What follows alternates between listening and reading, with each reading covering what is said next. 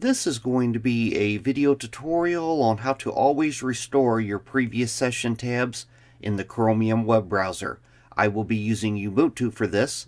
Let me jump over to my browser here. I have the Chromium web browser opened up now. To always restore your previous session tabs in Chromium, it's very easy to do. First thing you want to do is go off to the upper right hand corner, up to where you see the 3-dot hamburger menu. You want to click on that. Then you want to go down to where it says Settings and click on Settings. Now on the pane off to the left hand side, you want to click on Startup. Then on the center pane, under where it says On Startup, you want to toggle on the middle one here.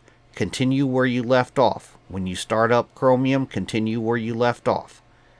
That is how to always restore your previous session tabs in Chromium. Thanks for watching.